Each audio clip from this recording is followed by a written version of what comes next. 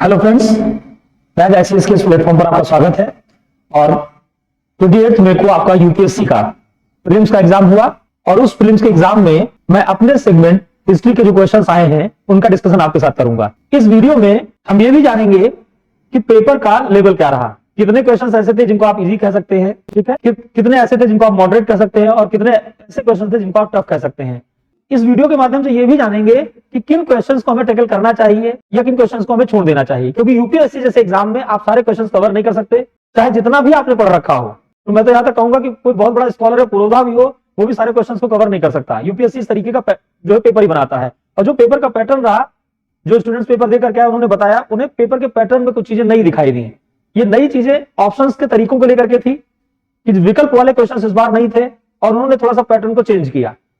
और ऑप्शंस में उन्होंने only one, only two, only one, both, all three, all of the above, इस तरीके के जो है आंसर्स आपको दिए हैं। तो कई तरीके के जो क्वेश्चंस के बोर्ड में थोड़ा सा बदलाव किया गया, जिसकी वजह से लोगों ने पेपर को, कुछ का कहना था कि नहीं पेपर जो था वो एक एवरेज पेपर कह सकते हैं आप, कुछ लोगों ने कहा नहीं पेपर बहुत टफ था, कुछ ये भी कह रहे थे सर वो इजी और टफ का एक जो है कॉम्बो था। तो मैं आपको ये बता दूं कि यूपीएससी इस तरीके से सरप्राइज आपको हर बार करता है। ये कोई नया नहीं है, कोई नया तरीका नहीं है। अगर हम बात करें इस बार हिस्ट्री में आए हुए क्वेश्चंस की, तो आप देखिए नंबर ऑफ क्वेश्चंस कितने हैं, 13 है। लास्ट ईयर ये क्वेश्चन 19 थे, 19 के अप्रोक्स लास्ट ईयर क्वेश्चंस थे आपके आर्ट एंड कल्चर को मिला करके, लेकिन इस बार क्वेश्चन की संख्या कितनी है, 13 केवल रह गई है। लेकिन एक मजे की बात आप देखिए कि इस बार मेडिवल और मॉडर्न का रोल, क्योंकि मॉडर्न हमेशा एक ट्रेंड में रहता था कि 40% 50% के आसपास आप मॉडर्न को लेकर के चलते हैं, लेकिन इस बार ऐसा नहीं है। एंशिएंट का रोल बढ़ गया है, एंशिएंट का रोल बढ़ा है और लगभग अगर आप देखें तो 8 क्वेश्चन के आसपास जो है 8 या 9 क्वेश्चन वो आपको किससे मिलेंगे, early medieval ancient art and culture के पोर्शन से मिलेंगे। तो बहुत ज्यादा फोकस आयोग का इस एरिया पर हो रहा है। और मैं अपने क्लास लेक्चर में, मेरे जो यूट्यूब पर वीडियोस पढ़े उनमें मैंने कई बार बात कही थी कि आर्ट एंड कल्चर को आप फोकस करिए, क्योंकि आर्ट एंड कल्चर लगातार जो है आयोग उस पर क्वेश्चन आपके बना रहा है। आप संगम बेस को देखिए, कई ईयर से संगम बेस पर क्वेश्चन नहीं था, लेकिन पिछली बार संगम बेस से क्वेश्चन उन्होंने पूछा था जब स्टेटमेंट दिए थे, और इस बार संगम बेस से फिर एक क्वेश्चन उन्होंने उठा करके पूछा, क्योंकि ये ऐसे टॉपिक है जो हमारे कल्चर से जुड़े हुए हैं और इनको हम क्या करते हैं, बहुत पढ़ते नहीं है। ज्यादातर फोकस किस पर रहता है, पॉलिटिकल हिस्ट्री पर रहता है, एडमिनिस्ट्रेशन पर रहता है। तो हम आर्ट एंड कल्चर में इन चीजों को क्या करते हैं, जो है स्किप कर जाते हैं। तो यहां पर आयोग के पेपर में जो सरप्राइज होना आपके लिए कोई नया नहीं है। हर बार आयोग कुछ ना कुछ ऐसा करता है जिससे आप सरप्राइज होइए। आयोग उत्तर के साथ जो है पेपर के मोड को भी जानते हुए चलेंगे, मैं बताता हुआ चलूंगा और ऑप्शंस को भी आपको क्लियर करता हुआ चलूंगा कि क्या है। पहला क्वेश्चन आपके पास दिया हुआ है, इसमें in which one of the following regions was Dhanyakataka which flourished as a prominent Buddhist centre under the Mahasanghika locate. तो देखिए यहां पर जो ये महासांघिक की बात की जा रही है, तो महासांघिक बुद्धिज्म की एक विचारधारा थी, ठीक है, एक आप कह सकते हैं जो संप्रदाय था। और सेकेंड बुद्धिस्ट काउंसिल, द्वितीय बौद्ध संगीति के दौरान बुद्धिज्म जो है 2 पार्ट में डिवाइड हुआ था, स्थविर और महासांघिक, ठीक है।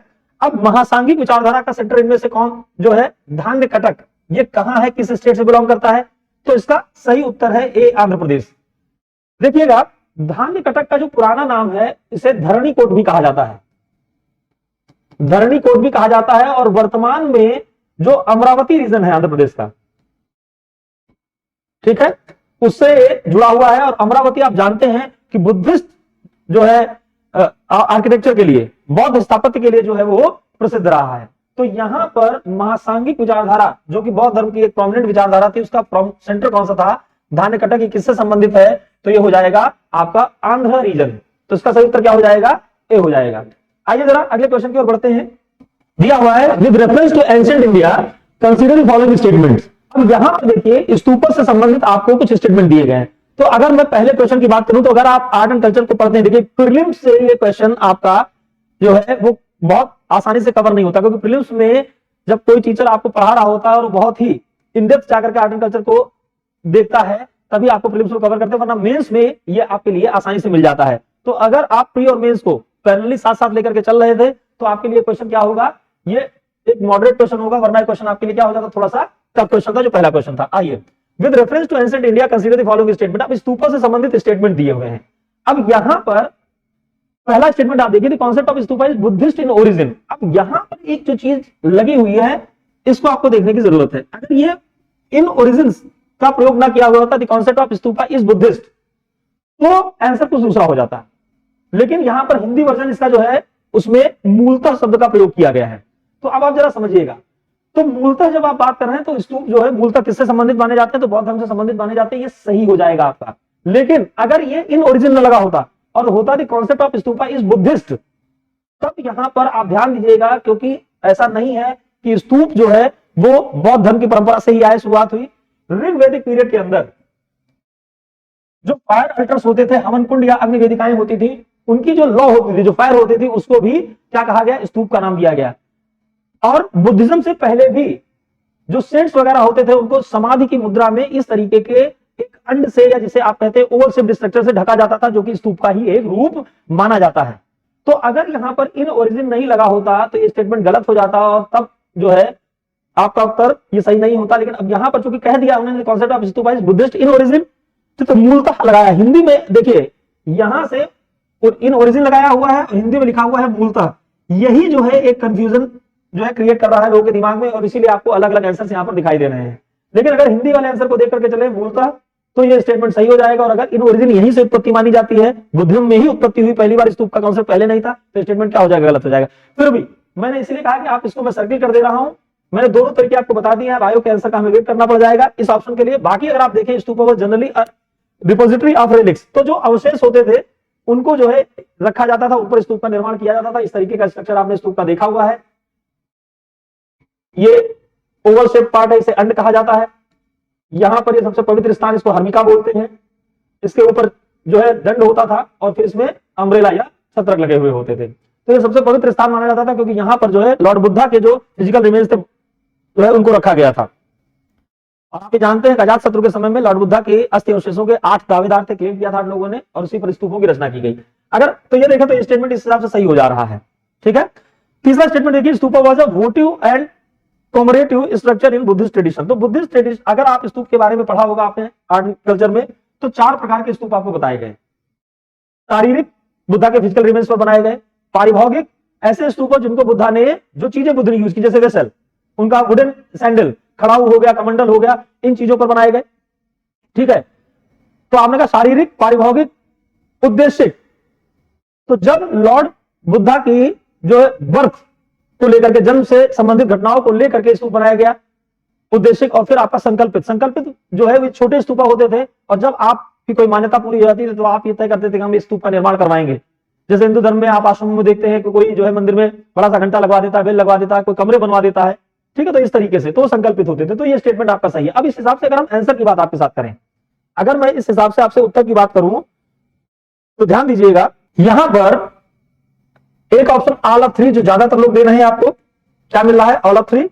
ठीक है, लेकिन ये ओनली 2 भी हो सकता है, इसीलिए मैंने इसको सर्किल बनाया, मैं स्टार कर दे रहा हूं। इन ओरिजिन के टर्म में अगर हिंदी और इंग्लिश के वर्जन में डिफिकल्टी आएगी, तो यहीं पर ये टेक्निकल पार्ट फंसने वाला है आपका, और उत्तर में आपको चेंज देखने को मिल सकता है। वैसे तो ज्यादातर लोग ऑल 3 बता रहे हैं, लेकिन इसका ऑप्शन ओनली 2 भी हो सकता है, जिसका रीजन मैंने आपको दिया हुआ है। आइए नेक्स्ट क्वेश्चन की ओर हम लोग बढ़ते हैं। देखिए, with reference to ancient South India, Korkai, Korkai, Poompuhar, Muziris, Muziris बोला जाता है इसको, लोग बोलते हैं क्या, मुचरिस लिखा हुआ है, मुजरिस बोलते हैं, टोंडी बोलते हैं। तो Korkai, Poompuhar, Muziris were well known as. तो आप ये ध्यान रखिए, जब आपने हिस्ट्री में पोस्ट मॉडर्न पीरियड को पढ़ा होगा, तो पोस्ट मॉडर्न पीरियड से जो क्वेश्चंस आपके आते हैं, ये वो पीरियड है जिसमें आप रीजनल डायनेस्टीज में, भारत में रीजनल डायनेस्टी जो थी, शुंग, कर्ण, सातवाहन, वाकाटक, इनके बारे में पढ़ते हैं। और यही वो समय है जब फॉरेन इन्वेडर्स भी आते हैं, जिनमें इंडो ग्रीक्स, सीथियंस, शक, पार्थियंस और कुषाण आते हैं। तो इस दौरान आप देखते हैं इंडो रोमन ट्रेड भी हो रहा था, व्यापार बहुत इंपॉर्टेंट होता है। इसलिए जितने भी क्वेश्चन इस एरिया में पूछे जाते हैं वो आपके आर्ट एंड कल्चर से, और खास तौर पर स्कल्पचर, मूर्ति कला से संबंधित क्वेश्चन आपसे पूछे जाते हैं। Gandhara art, Mathura art, Amaravati art, इनसे संबंधित क्वेश्चन आपसे पूछे जाते हैं, या फिर पोस्ट मॉडर्न इकोनॉमी से क्वेश्चन पूछे जाते हैं। क्वेश्चन वहीं से आपका दिया हुआ है, और ये दिया हुआ है कोरकई, मुजरिस, पोम्पुहार, ये क्या है, कैपिटल सिटीज थे, पोर्ट्स थे। तो सिंपल सी बात है, ये सब क्या थे, बंदरगाह थे, ये सब पोर्ट्स थे।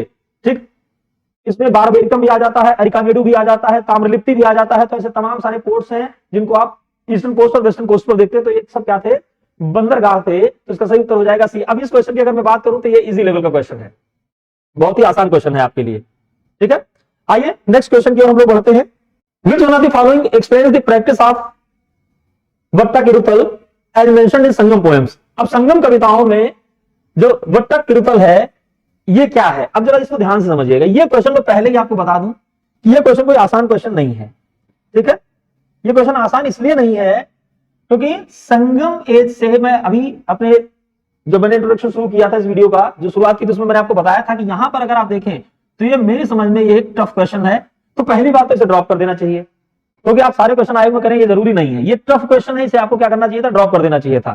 ठीक है, क्योंकि लास्ट टाइम संगम एज से उन्होंने एक क्वेश्चन पूछा था और उस क्वेश्चन में उन्होंने जो लिटरेचर उसमें वीरता का गुणगान किसमें किया गया है, प्रेम काव्य किसे कहा गया है, तो इस तरीके से अहमपुरम वाला वो जो है क्वेश्चन लास्ट ईयर का आया था। लेकिन इस बार ये और डेप्थ में चलेगा और उन्होंने पूछा कि ये जो प्रैक्टिस है वृत्ता किरुतल की, ये प्रैक्टिस है क्या, तो ये टफ क्वेश्चन है, मेरे हिसाब से आपको इसे टच नहीं करना चाहिए था पेपर के अंदर। फिर भी अगर आपको ऑप्शनल सब्जेक्ट जो है या आपका हिस्ट्री में बहुत इंटरेस्ट नहीं है, या पहले से जो तैयारी करते हैं जिनका एक विषय ऑप्शनल के रूप में हिस्ट्री है, उनको छोड़ करके अगर आप जीएस की तैयारी करते हैं तो इसको छोड़ दीजिए ऐसे क्वेश्चन को। लेकिन मैं उत्तर आपको बता देता हूं कि ये एक प्रैक्टिस होती थी, तो जब कोई राजा पराजित हो जाता था तो पराजित होने के बाद, ठीक है, वो सुसाइड करता था, उस सुसाइड करने के लिए वो क्या करता था, भूखा रहता था और फिर उसकी जो है मृत्यु हो जाती थी।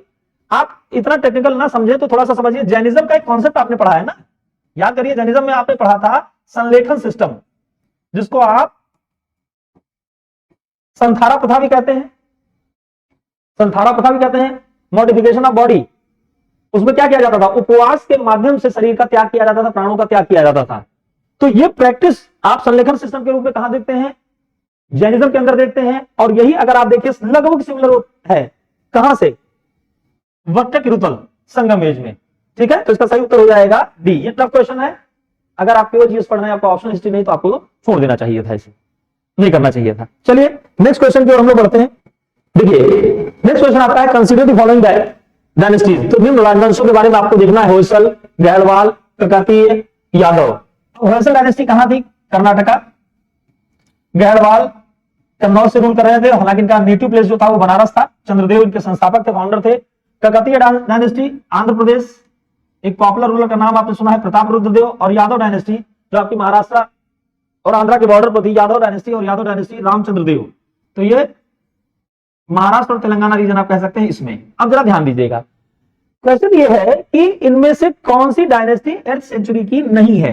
अगर आप ट्रेंड को देखें और समझने की कोशिश करें तो लगातार अर्ली मिडिल पीरियड से पूर्व मध्यकाल के हिस्से से वो क्या करते हैं, या तो डायनेस्टीज के नाम दे देते हैं, उनको कहते हैं सीक्वेंस कर लीजिए, कौन पहले आया था कौन बाद में। ऐसा क्वेश्चन आपसे प्रीवियस क्वेश्चन में यूपीएससी ने पूछा है, इस बार फिर प्रोविंशियल डायनेस्टी से क्वेश्चन पूछा है, और इस बार क्या कह रहे हैं कि वो 8th सेंचुरी से संबंधित नहीं है। तो अब आप जरा देखिए, पहली बात तो आप इसमें एलिमिनेशन का प्रोसेस लगा सकते थे। अगर आपने दिल्ली सल्तनत को पढ़ा है, और दिल्ली सल्तनत को कायदे से पढ़ा इसलिए होगा क्योंकि अलाउद्दीन खिलजी के बारे में आपको पढ़ना रहता है, तो अलाउद्दीन खिलजी का टाइम पीरियड कब था, 1296 से 1320, मतलब 13th और 14th सेंचुरी का जो अर्ली फेज है उसमें अलाउद्दीन खिलजी रूल कर रहा था। अलाउद्दीन खिलजी के समय ही दक्षिण के एक्सपीडिशन किए गए, अभियान किए गए, जिसमें उसने यादव डायनेस्टी के रूलर, ठीक है, रामचंद्र देव को पराजित किया था। रामचंद्र देव को पराजित किया तो रामचंद्र देव ने एलिचपुर की जो रेवेन्यू था वो देना स्वीकार कर लिया था, किसको, अलाउद्दीन खिलजी को। और यहां पर देखिए काकतीय डायनेस्टी है जिसके रूलर थे प्रताप रुद्रदेव। ये वही है डायनेस्टी जहां से कोहिनूर डायमंड जो है वो मिलता है किसको, अलाउद्दीन खिलजी को, क्योंकि ये एक्सपीडिशन कर कौन रहा था, मलिक कफूर कर रहा था। और आप जानते हैं साउथ इंडिया के एक्सपीडिशन मलिक कफूर ने किए थे। तो इस आधार पर अगर आप देखें तो ये तीसरी डायनेस्टी और चौथी डायनेस्टी तो एलिमिनेट हो गई। ये 13th-14th सेंचुरी में अलाउद्दीन खिलजी के टाइम पीरियड की बात करें तो आप बहुत लेट हो गए, आप जाकर के 8th की बात करें। अब आगे गढ़वाल डायनेस्टी की। गढ़वाल डायनेस्टी आपको नहीं याद, मैं ये नहीं कह रहा हूं कि आपको सारी चीजें याद ही रहेंगी और किसी को भी याद नहीं रहती, लेकिन इसका जो है एलिमिनेशन कैसे आप कर सकते हैं ये आपको सोचने वाली बात है। थोड़ा सा अगर आप इस पर जो है ध्यान से अगर आप चीजों को जो है समझने की कोशिश करते हैं, हालांकि प्रेशर इतना रहता है कि शांत रहना तो पॉसिबल नहीं होता है, लेकिन फिर भी जो शांत रख पाते हैं अपने मस्तिष्क को, ठीक है, जो दृढ़ निश्चय के साथ बैठे होते हैं वो क्वालिफाई करते हैं और क्वेश्चंस को कवर भी करते हैं। इसलिए मैं कह रहा हूं कि कुछ लोग तो है ना जो क्वालिफाई भी करेंगे, ऐसे पेपर को भी क्वालिफाई करेंगे जिसको आप बहुत टफ बता रहे हैं। तो देखिए यहां पर गढ़वाल डायनेस्टी के जयचंद शासक थे, चंदावर का युद्ध लड़ा 1194 में। बटला चंदावर हुआ हमें नहीं मालूम, ये तो फैक्ट मालूम है ना, चंदावर का युद्ध 1194 में। इसका मतलब ये डायनेस्टी का रूल भी कर रही होगी, तो 11th और 12th सेंचुरी के अंदर होगी। तो ये भी 8th सेंचुरी की नहीं, तो ये भी एलिमिनेट हो गया। अब आपके पास बच रहा होयसल, जहां आपको घोर कंफ्यूजन होगा कि होयसल कब। तो अगर आपको ये मालूम है कि साउथ इंडियन डायनेस्टीज में चालुक्य डायनेस्टी के पतन के बाद होयसल जो है वो रूल करते हैं, इनका जो टेम्पल आर्किटेक्चर में होसलों का योगदान रहा है। हेलेबिडु इनकी कैपिटल हुआ करती थी। तो चालुक्य डायनेस्टी जो थी वो 8th सेंचुरी में रूल कर रही थी, और चालुक्यों के बाद में आए हैं, इसलिए होसल भी नहीं हो सकते क्योंकि ये 10th सेंचुरी के आसपास का हो जाता है, इसलिए ये भी एलिमिनेट हो जाएगा। और इस आधार पर इसका उत्तर होगा डी, कि कोई भी उत्तर सही नहीं है, नन। ठीक है, तो कोशिश आप कर सकते हैं, आप इतिहास को अगर पढ़ रहे हैं और सही ढंग से आप लिंक बिठा ले जाते हैं, तो कई सारे ऐसे क्वेश्चन इस बार एग्जाम में थे जिनमें आपने अगर सही लिंकेज बिठाला हुआ है, जोड़ कर पा रहे हैं चीजों का, तो आप आसानी से चीजों को कवर कर सकते थे और काफी हद तक एलिमिनेट चीजों को कर सकते थे, ऑप्शंस को एलिमिनेट कर सकते थे, अपने उत्तर की ओर बढ़ सकते थे। ठीक है, तो ये क्वेश्चन वैसे टफ है, मैं ये नहीं कहता हूं कि बहुत आसान क्वेश्चन था, डायनेस्टी दी थी, लेकिन उन्होंने जो ऑप्शंस दिए उस ऑप्शंस के आधार पर आप देखते और आप थोड़ा सा कूल होकर के सोचते, तो मुझे लगता है कि जो भी सिंसियर स्टूडेंट हमारे होंगे उन्होंने इसका उत्तर निकाल लिया होगा। और ये जो है, इस हिसाब से मैं इस क्वेश्चन को टफ की श्रेणी में बिल्कुल नहीं रखूंगा। ठीक है, नेक्स्ट क्वेश्चन की ओर हम लोग चलते हैं। क्वेश्चन नंबर 6 आपके सामने है।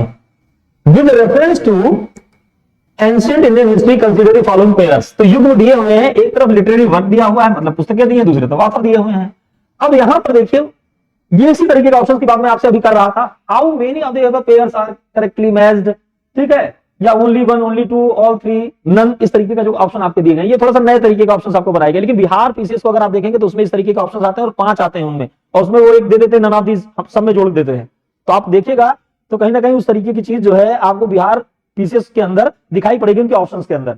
आइए जरा, अब देवी चंद्रगुप्तम ये बुक है, और यहां पर लिखा विल्हड़। विल्हड़ की जो पुस्तक थी उसका नाम था विक्रमांक देव चरित। कौन सी पुस्तक है? विक्रमांक देव चरित। जबकि देवी चंद्रगुप्तम, ठीक है, विशाख दत्त की पुस्तक है। और विशाख दत्त ने एक और पुस्तक लिखी, बहुत पॉपुलर रही है, मुद्रा राक्षस। ये वही मुद्रा राक्षस पुस्तक है जिसमें चंद्रगुप्त मौर्य के कुल को, क्लान को लेकर के बात की गई और कहा गया है वृषल। वृषल का मतलब क्या होता है? जिसके कुल का पता ही ना हो। तो बिल्हड़ ने विक्रमांक देव चरित लिखी थी, देवी चंद्रगुप्तम और मुद्रा राक्षस विशाख दत्त की पुस्तक है, तो ये तो पहला गलत हो गया, ये पेयर सही नहीं है। हमीर महाकाव्य, तो ये नए चंद सूरी का है, ये स्टेटमेंट बिल्कुल आपका सही है। और अगर आपने चौहान डायनेस्टी को प्रॉपर पढ़ा, चौहान डायनेस्टी के लिटरेरी सोर्सेस पढ़े हैं, तो वहां पर आपको इस तरीके के महाकाव्य, पृथ्वीराज आसो, हमीर महाकाव्य, ठीक है, इन सब के बारे में जरूर लिखाया गया होगा, और मैंने अपने नोट्स में लिखाया भी स्टूडेंट्स को है। तो ये डायरेक्ट क्वेश्चन था, मिल गया आपको, हमीर महाकाव्य नचंद सूरी का, ये सही है, तो ये तो सही हो गया आपका। अब आ गया मिलिंद पढ़ो। मिलिंद पढ़ो सामने दिया हुआ नागार्जुन। अब नागार्जुन का संबंध नहीं है मिलिंद पढ़ो से। मिलिंद पढ़ो जो है, ये मिनेंडर जो इंडो ग्रीक रूलर था और नागसेन के बीच वार्तालाप, जो कन्वर्सेशन हुआ था मिनेंडर और नागसेन के बीच, उस पर एक पुस्तक लिखी गई थी, मिलिंद पढ़ो। पढ़ो का अर्थ पाली भाषा में किससे है? प्रश्न से है। तो मिलिंद, इसलिए मिलिंद ने या मिनेंडर ने अपने क्वेश्चन पूछे तो नागसेन ने उसका उत्तर दिया था, तो ये भी आपका सही नहीं, ये भी गलत हो गया, तो तीसरा पेयर भी गलत हो गया। अब आप यहीं तक रुक जाएं। क्यों? क्योंकि कई सारे लोग ये कहेंगे आपसे, क्योंकि जब सोमदेव की बात आती है तो एक पुस्तक आ जाती है, कौन सी? सबसे पॉपुलर पुस्तक आ जाती है कथा सरित सागर। कथा सरित सागर जो है ये सोमदेव की पुस्तक है, और लोग, ज्यादातर लोग नीति वाक्यामृत जो है वो सोमदेव की पुस्तक है, ये नहीं जानते। अब आप जरा एलिमिनेशन पर जाने की कोशिश करिए, और यहां से देखिए क्या उत्तर निकल सकता था। तो पहला ऑप्शन सही नहीं है आपका, तीसरा सही नहीं है, ये दो बातें आपको मालूम है, क्योंकि ये पुस्तकें बहुत आसान सी हैं, इनमें कोई टफ नहीं है, ये इजी क्वेश्चन की श्रेणी में था। अब जरा यहां पर एक ऑप्शन आपका जो दिक्कत कर रहा होगा आपको, वो नीति वाक्यामृत कर रहा होगा, ठीक है। अब देखिए जरा, तो अगर हम ये देखें कि केवल एक सही है, तो ये बात इसलिए नहीं बन रही है क्योंकि अभी हमीर महाकाव्य है, नीति वाक्यामृत हमें मालूम ही नहीं है।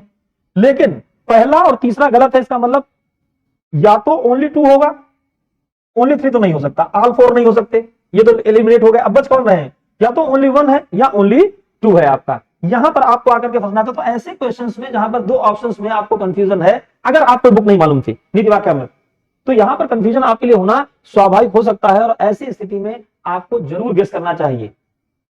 मेरा ये मानना है कि ऐसे क्वेश्चन को आपको छोड़ना नहीं है, स्किप नहीं करना है, इसको आपको जरूर गेस करना चाहिए। तो यहां पर जो सही उत्तर हो जाएगा वो हो जाएगा ओनली 2 पेयर्स करेक्ट है, क्योंकि नीति वाक्यामृत जो है वो सोमदेव की पुस्तक है, ठीक। तो ये 2 ऑप्शंस आपके क्या हो गए? करेक्ट है, और 2 पेयर क्या है? इनकरेक्ट है। आइए नेक्स्ट क्वेश्चन की ओर बढ़ते हैं हम लोग। देखिए नेक्स्ट क्वेश्चन आपका क्या दिया हुआ है? 7 नंबर का question, souls are not only the property of, ये बी बुकलेट है जिसको मैं आपके सामने जो दिखा रहा हूं, ये बी बुकलेट है। Souls are not only the property of animals and plant life, but also the rocks, running water and many other natural objects not looked on as living by other religious sect. The above statement reflects one of the core beliefs of which one of the following religious sect of ancient India। Art and culture का question है, अच्छे ढंग से अगर आपने religion को cover किया है तो आप इसको टैकल कर सकते थे, लेकिन ये क्वेश्चन आसान क्वेश्चन नहीं है जनरल स्टडीज के लिए, इसलिए मैं इस क्वेश्चन को थोड़ा सा जो है ज्यादातर स्टूडेंट्स के लिए टफ रहा होगा। देखिए अब इसको हम कैसे सॉल्व कर सकते थे, इसको जरा देखते हैं। मैं उत्तर आपको पहले बता दूं तो इसका सही उत्तर होगा जैनिज्म में कोई डाउट नहीं है कि ये जैनिज्म की आइडियोलॉजी विचारधारा है। कैसे है मैं इसको भी आपको समझा देता हूं, फिर मैं आता हूं आपको एलिमिनेशन बताता हूं कैसे किया गया। जैनिज्म की विचारधारा में एक थ्योरी दी हुई है अनेकांतवाद की। अनेकांतवाद के सिद्धांत को ही हम स्यादवाद भी कहते हैं, सप्तभंगी न्याय भी कहते हैं। ठीक है, स्यादवाद भी कहते हैं, सप्तभंगी न्याय भी कहते हैं, क्योंकि 7 विचारधारा इसमें है और ये मिस्टीरियस थ्योरी है, इसलिए इसको स्यादवाद भी कहा जाता है। ठीक है, तो ये जैनिज्म की विचारधारा में ये चीज मानी गई है कि आत्मा जो जीव है ना, वो केवल प्लांट्स और एनिमल ही नहीं है, नेचर में जो कुछ भी पाया जा रहा है उसमें जीव है, सोल है।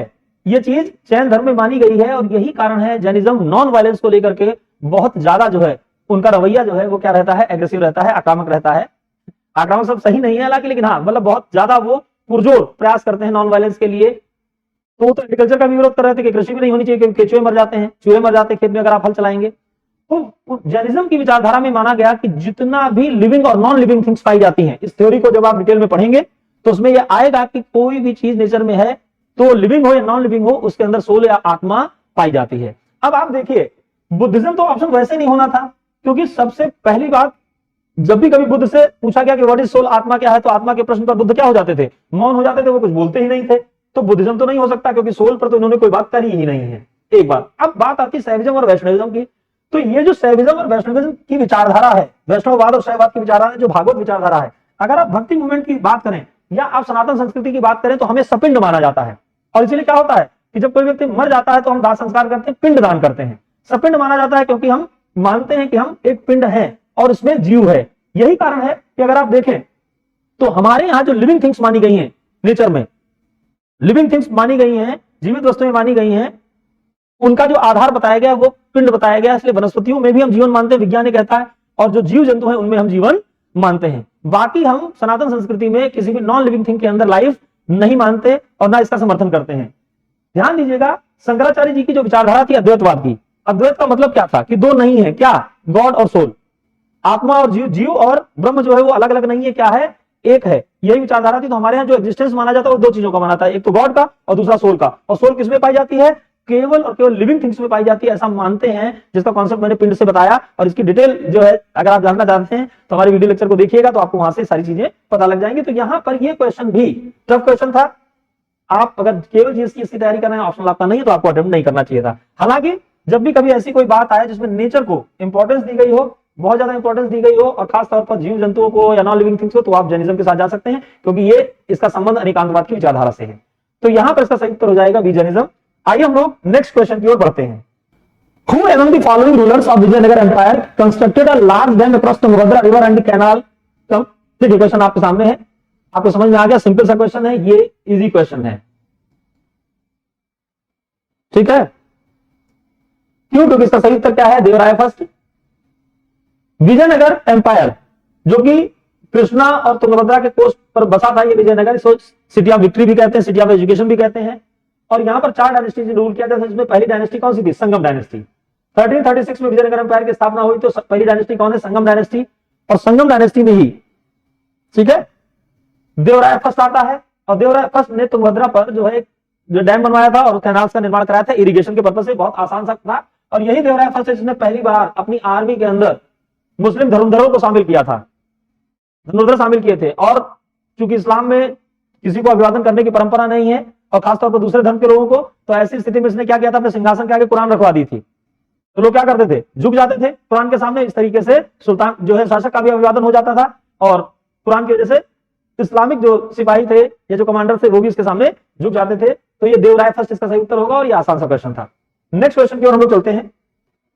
Who among the following rulers of medieval Gujarat surrendered Diu to Portuguese? इनमें से किसने दीव जो है, दमन दीव का जो दीव आइलैंड है, वो किसने पोर्तुगीज को सौंप दिया था? आप ये जानते हैं कि पोर्तुगीज जो है वेस्टर्न कोस्ट पर अपना जो है प्रभाव बनाकर रखे हुए थे, बॉम्बे भी उनके कंट्रोल में था, उनके आसपास का जो रीजन था वो उनके कंट्रोल में था। तो यहां ध्यान दीजिएगा, इसका सही उत्तर है सी। गुजरात का रूलर था बहादुर शाह, जिसने जो है सरेंडर कर दिया था दीव द्वीप को, किसको, पोर्तुगीज को। और पोर्तुगीज वायसराय कौन था, Nuno da Cunha. Nuno da Cunha या कुन्हा बोला जाता है, ये उस समय पोर्तुगीज वायसराय था। ठीक है, और आपको ये भी याद होगा कि इसकी हत्या भी कर दी जाती है, जिसको डुबो करके जो है समुद्र में गिरा देते हैं और मार देते हैं बहादुर शाह को। तो इसका जो सही उत्तर है वो सी है, और ये एक इजी क्वेश्चन था, ये टफ क्वेश्चन बिल्कुल नहीं है। आइए नेक्स्ट क्वेश्चन की ओर बढ़ते हैं। By which one of the following acts was the Governor General of Bengal designated as the Governor General of India?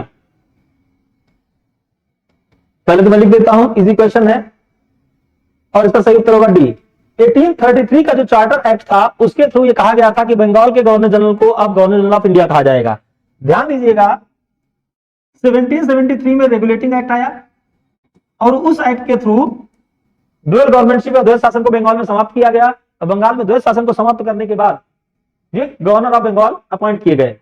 और यहां ध्यान दीजिएगा, इस हिसाब से जो लास्ट गवर्नर जनरल था बंगाल का, वो थे विलियम बेंटिंग। विलियम बेंटिंग का जो टाइम पीरियड है वो आपका 1829 से लेकर के 1935 तक रहा है। यहां ध्यान से इस बात को आप समझिएगा मित्र, कि 1829 में जब ये आए थे विलियम बेंटिंग, तो वो गवर्नर जनरल ऑफ बंगाल के पद पर आए थे। लेकिन जब 1833 का चार्टर एक्ट आ गया, और इस एक्ट के थ्रू ईस्ट इंडिया कंपनी के सारे व्यापारिक अधिकार, ट्रेड पर जो उनकी मोनोपोली बची हुई थी, किसके साथ, चाय, टी और चाइना के साथ, वो भी समाप्त कर दी जाती है। और अब इस तरीके से पूरी तरीके से व्यापारिक अधिकार ईस्ट इंडिया कंपनी के हाथ से चले जाते हैं। अब ईस्ट इंडिया कंपनी एक एडमिनिस्ट्रेटिव के रूप में, एक प्रशासनिक इकाई के रूप में काम करने लगेगी। 1833 के चार्टर एक्ट में किया गया था, और इसी के थ्रू ये कहा गया था कि जो गवर्नर जनरल ऑफ बंगाल है, इनको अब माना जाएगा गवर्नर जनरल ऑफ इंडिया। और विलियम बेंटिंग वो पहले व्यक्ति हैं जिनको गवर्नर जनरल ऑफ इंडिया के पोस्ट पर अपॉइंट किया गया था। तो अगर आपसे पूछा जाता last governor general of Bengal कौन था, तो भी विलियम बेंटिंग हो जाता, और first governor general of India कौन है, तो भी विलियम बेंटिंग इसका उत्तर हो जाता। ये क्वेश्चन इजी था, तो इसका सही उत्तर हो जाता डी आपका। आइए नेक्स्ट क्वेश्चन की ओर बढ़ते हैं। नेक्स्ट क्वेश्चन पर जाने से पहले मैं कुछ बात आपसे करना चाहता हूं, इसको आप जरा ध्यान दीजिएगा, ये बात बहुत जरूरी है आपके लिए। देखिए, यूपीएससी में आप अगर 50% के आसपास अप्रोच करते हैं, आप क्वेश्चन सही करते हैं 50% के आसपास, तो आपका प्री क्वालिफाई हो जाता है। इस बार के पेपर का जो जनरल कट ऑफ लोग बता रहे हैं, बार बार कह रहे हैं, और जो हम लोगों का भी एक आइडिया कि 45 क्वेश्चन आपके आसपास जाना चाहिए। फिर 45 क्वेश्चन की बात कर रहा हूं मैं, मार्क्स की बात नहीं कर रहा हूं। अब ऐसे में आपको पेपर जो अटेम्प्ट करना चाहिए था, वो कितना करना चाहिए, तो क्वेश्चन को अटेम्प्ट आपको 65% टू 70% के आसपास आपको करना चाहिए। बहुत हद है, अगर आप इससे ज्यादा कर रहे हैं तो निगेटिव मार्किंग का शिकार हो जाएंगे, बिल्कुल तय बात है।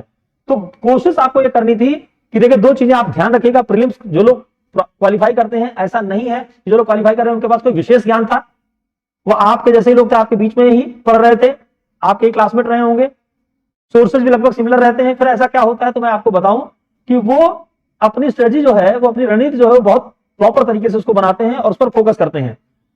जैसे आपका पहला काम तो ये होना चाहिए था कि जब आपके पास 100 क्वेश्चंस आए, तो आपको केवल और केवल उन्हीं क्वेश्चंस को टिक करना चाहिए था, उन्हीं को सर्किल करना चाहिए था जो आपको 100% श्योर थे। और ऐसे क्वेश्चंस की संख्या, कभी भी पेपर को आप उठा करके देखेंगे, जो फ्रेशर्स हैं और इस वीडियो को देख रहे हैं, तो वो भी इस बात को एनालाइज करें, और पिछले कई सालों के पेपर को देखें, तो ऐसे क्वेश्चन की संख्या आपको 35 के आसपास, प्लस माइनस हो सकता है, दो एक क्वेश्चन हो, वो मिल जाती है अगर आपकी तैयारी प्रॉपर है। अब प्रश्न ये रह जाता है कि हमें बढ़ना कितना है, तो रह जाता है कि 10 क्वेश्चंस के अप्रॉक्स अगर हम और चले जाएं, 10 to 15, मान लीजिए 10 to 15 के बीच में अगर हम चले जाएं, तो हम श्योर हो जाएंगे। तो पहली बार जब आप पूरे पेपर तक जाइए, 100 क्वेश्चंस तक जाइए पहले आर के अंदर, और वहां से आप कोशिश करिए कि जितने क्वेश्चंस आपको क्लियर पता है, उनका ऑप्शन में कोई डाउट आपको नहीं है, उनको आप लेकर के आइए।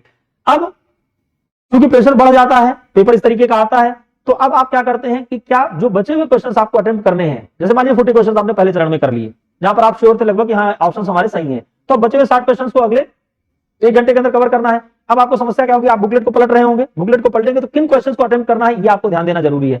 इसलिए जिन क्वेश्चन को आपको अटेम्प्ट नहीं करना है, जिनको आपको छोड़ देना है, और महत्वपूर्ण ये नहीं है कि क्या अटेम्प्ट करना, महत्वपूर्ण ये कि पहले ये देख लीजिए कौन कौन से हम बिल्कुल नहीं करेंगे, कहां पर हम बिल्कुल गेस नहीं है, कोई भी ऑप्शन हम टैली नहीं करा पा रहे हैं। जहां पर आपके पास डाउट 3 ऑप्शंस में है, या स्टेटमेंट कभी आपने नहीं सुना, कोई रिलेशन नहीं हो रहा उनके बीच में, कहीं भी आपको रिकॉल नहीं हो रहा, कुछ हमने इसके संबंध में बताया, ऐसे क्वेश्चंस को पहले ही क्रॉस लगाते हुए आगे बढ़िए।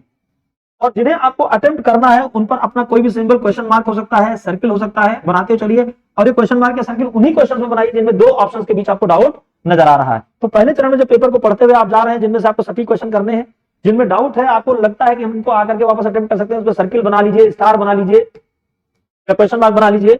किन क्वेश्चंस को हमें देखना है, और जिनको नहीं करना तो क्लियर कट जो है नंबर्स पे, जैसे यहाँ पर 59 लिखा था, मैंने क्या किया, क्लियर कट क्रॉस कर दिया, नहीं करना है आपको। इससे क्या होगा, जब आप वापस आएंगे तो आपका समय बचेगा और आप फटाफट उन्हीं क्वेश्चंस की ओर जाएंगे जिन पर आपने मार्क कर रखा है। और मार्क किए क्वेश्चन को आप देखेंगे, एनालाइज करेंगे, चूंकि दो ऑप्शन के बीच में जो है आपको आंसर निकालना है, इसलिए आप आसानी से वो काम कवर कर पाएंगे। तो इन बातों का भी आपको ध्यान रखना है। आइए हम लोग बढ़ते हैं अब नेक्स्ट क्वेश्चन की ओर। With reference to the Indian history Alexandria as longest. अब ये नाम देखिए, आप अगर, मैं सबकी बात ही नहीं कर रहा, रॉबर्ट सेवल की बात नहीं कर रहा हूं, जेम्स बर्गीज की बात नहीं कर रहा हूं, वाल्टर इलियट और लॉन्गहर्स्ट, ये दो ऐसे नाम हैं। अशोकन इंस्क्रिप्शन को आपने जब पढ़ा होगा तो वहां पर लॉन्गहर्स्ट का नाम आता है उसके जो है डिस्कवर करने में। तो ये सभी जो है वो आर्कियोलॉजिकल एक्सकेवेटर्स हैं, आर्कियोलॉजिकल एक्सकेवेशन से जुड़े हुए हैं। तो जो पुरातात्विक खुदाई की गई है उससे ये सारे लोग जुड़े हुए हैं। तो हो सकता है कि चार के चारों नाम में आपको बहुत सारे ना आ रहे हों, लेकिन कुछ नाम ऐसे हैं जिनको आप इंस्क्रिप्शंस में, अभिलेखों में पढ़ते हैं। जैसे लॉन्गहर्स्ट का नाम अभिलेखों में आता है, वाल्टर इलियट का नाम आता है, ठीक है। तो आप इनके आधार पर भी जा सकते थे अगर आपने जो है इंडस वैली सिविलाइजेशन के चैप्टर को पढ़ा, प्रॉपर इंस्क्रिप्शनल सोर्सेज को, जो पूरे के पूरे एंशिएंट में अगर आप उनको पढ़ते हैं तो ये नाम आपको कहीं ना कहीं टकरा जाते हैं। चारों नाम नहीं मिलते, लेकिन ये लॉन्गहर्स्ट का नाम और वाल्टर इलियट का नाम जो मैंने बताया आसानी से आपको मिल जाता है। इसलिए क्वेश्चन जो है ये बहुत इजी भी नहीं है, बहुत टफ भी नहीं है, ठीक है। तो ये जो है वो आपका कह सकते हैं आप कि बहुत मॉडरेट टाइप का क्वेश्चन है। मॉडरेट भी नहीं कहते, थोड़ा सा आप इसको क्या कहेंगे, मॉडरेट से ऊपर कहेंगे तब कहेंगे। तो ना इजी है पूरी तरीके से, ना ये क्वेश्चन टफ है, लेकिन इसे अटेम्प्ट किया जाना चाहिए, इसे आपको अटेम्प्ट करना चाहिए था। अगर आपने जो है इंस्क्रिप्शंस पढ़ा है, आर्कियोलॉजिकल एविडेंसेस के बारे में पढ़ा है, तो आपको ये नाम जरूर सुने होंगे, ये नाम जरूर मिल जाएंगे। आइए नेक्स्ट क्वेश्चन की ओर हम लोग बढ़ते हैं। Consider the following pairs. तो फिर से आप देखिए, एक तरफ साइट दिखा हुआ है, दूसरी तरफ वेल नोन फॉर, किसके लिए जाने जाते हैं। तो बेस नगर, शेवाइट केव साइन, भाजा बुद्धिस्ट केव साइन, सितनवासल जैन केव साइन। तो देखिए बेस नगर कहां है, ये विदिशा एमपी में है, लोकेशन वाइज चलेंगे आसान हो जाता है आपके लिए। भाजा महाराष्ट्र में है, सितनवासल तमिलनाडु में है, ठीक है। अब देखिए जरा, बेस नगर को अगर आप देखें तो जब आप शुंग पीरियड पढ़ते हैं तो 9th शुंग रूलर भागभद्र के दरबार में हेलियोडोरस आता है और विदिशा में वो गरुड़ पिलर की स्थापना करवाता है। और गरुड़ पिलर की स्थापना के साथ साथ ही वो स्वयं के लिए भागवत शब्द का प्रयोग करता है। तो पहली बात तो यहीं से अगर आप देखें तो भागवत संप्रदाय के लिए था, शैवेट नहीं हो सकता, तो ये तो ऑप्शन आपका हो जाता है खारिज। एक दूसरा भी मैं आपको उत्तर देता हूं, बेस नगर से आपको बुद्धिज्म के भी एविडेंस मिलते हैं, बुद्धिज्म के भी प्रमाण मिलते हैं। कुछ केस ऐसी हैं जहां से हमें बुद्धिज्म के भी एविडेंस मिलते हैं। तो कुल मिलाकर के भागवत संप्रदाय या बुद्धिज्म, इनका संबंध बेस नगर से है, क्योंकि बेस नगर जो है अभिलेख भी मिला हुआ है, लेकिन किसी भी प्रकार से उनका संबंध शैव धर्म से नहीं है, शैव के साइंस यहां नहीं है। सॉरी, भाजा ये बुद्धिज्म से रिलेटेड है, क्योंकि भाजा क्या है, चैत्य है। चैत्य वो प्लेस होता था जहां पर बुद्धिस्ट मॉन्क जो है वो क्या करते थे, वर्शिप करते थे, पूजा करते थे, ठीक है। तो बुद्धिस्ट केव साइन है, इसमें कोई संदेह नहीं है, बिल्कुल सही है। और सितनवासल जो है ये जैन केव्स है।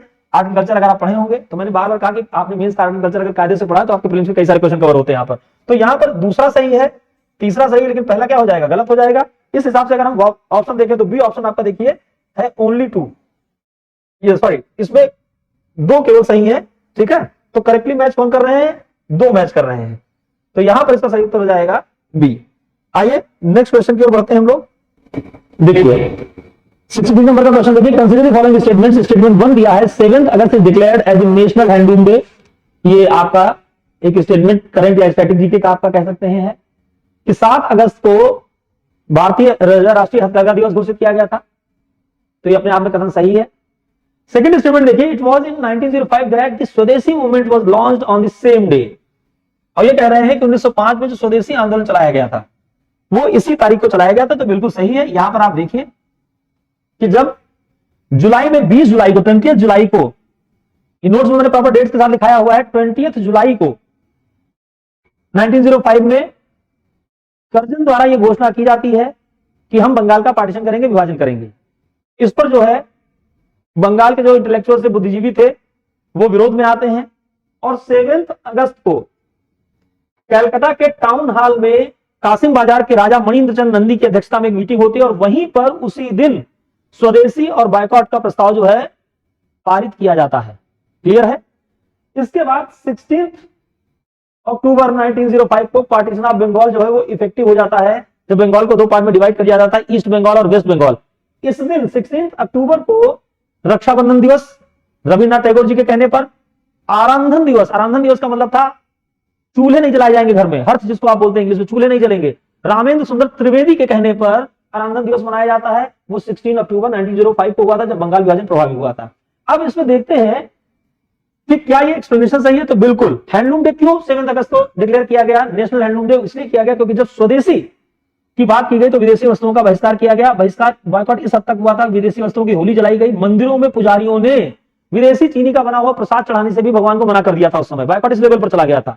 और ऐसे में हैंडलूम, जिसको ब्रिटिश ईस्ट इंडिया कंपनी ने बंगाल से क्रश करा था धीरे धीरे प्लासी के युद्ध के बाद, जैसे जैसे उन्होंने अपने आपको पॉलिटिकल पावर के रूप में एस्टेब्लिश किया था, वो क्या होते हैं, हैंडलूम पुनर्जीवित होते हैं और फिर से जो है हथकरघा उद्योग, क्योंकि भारतीय गुड्स की, भारतीय प्रोडक्ट्स की डिमांड बढ़ गई थी, इसलिए जो है उसका प्रोडक्शन ये लोग शुरू करते हैं। तो इस आधार पर अगर आप उत्तर की बात करें तो both statement 1 and 2 are correct and statement 2 is the correct explanation of statement 1। तो उत्तर हो जाएगा इसका आपका ए। तो यहां पर हिस्ट्री से आए हुए जितने भी क्वेश्चन थे, 13 क्वेश्चन थे, वो मैंने आपको कवर करा दिया। 13 क्वेश्चन से 8 क्वेश्चन आप देख रहे हैं कि सीधे सीधे आर्ट एंड कल्चर और एंशिएंट से जुड़े हुए हैं। ये ट्रेंड मैंने बार बार अपने वीडियोस में कहा है, मेरे जो लाइव वीडियोस पड़े हुए हैं यूट्यूब पर पड़े हुए हैं, आप उनको देख सकते हैं, उसमें मैंने ये बात कही हुई है कि आपको आर्ट एंड कल्चर को फोकस करना चाहिए और ये ट्रेंड आपको अगले एग्जाम में भी मिलना चाहिए, ऐसा मैं उम्मीद करता हूं, क्योंकि 4 से 5 क्वेश्चन आर्ट एंड कल्चर के पिछले कई सालों से लगातार आयोग पूछता चला जा रहा है। वो चाहे धौलावीरा का जो यूनेस्को के वर्ल्ड हेरिटेज साइट में शामिल होना हो, ठीक है, वो कच्छप घाट डायनेस्टी द्वारा बनाया गया जो 64 योगिनी टेंपल हो, उससे रिलेटेड क्वेश्चन हो, रामानुजाचार्य जी की स्टैचू का इनॉग्रेशन हो, ये 20, 21 और 22 में यूपीएससी ने लगातार इस तरीके के आर्ट एंड कल्चर से क्वेश्चन पूछे हैं। संगम से क्वेश्चन पूछा है उन्होंने। तो आप अगर इस ट्रेंड को पकड़ने की कोशिश करेंगे, देखिए यूपीएससी को आप तभी क्वालिफाई कर सकते हैं, क्रैक कर सकते हैं, जब आप ट्रेंड को सही ढंग से समझेंगे। और ट्रेंड जो है आपका वो दिखाई दे रहा है लगातार कुछ वर्षों से कि आर्ट एंड कल्चर फोकस कर रहे हैं, एंशिएंट को फोकस किया जा रहा है। ये स्टेट एग्जाम में भी धीरे धीरे इसका रोल बढ़ता चला जा रहा है। तो आपको फिलहाल आर्ट एंड कल्चर को मेंस के पॉइंट ऑफ व्यू से तो पढ़ना है, फिल्म्स के पॉइंट ऑफ व्यू से भी इसको आपको प्रॉपर पढ़ना चाहिए, मेरा ये मानना है। और आने वाले एग्जाम आपके बेहतर होंगे। मैं उम्मीद करता हूं कि जो एग्जाम आपने दिया है इसमें आपने बहुत बेहतर किया होगा और आप सफल होंगे। इन्हीं शुभकामनाओं के साथ जो है आपको अलविदा कहता हूं। Thank you.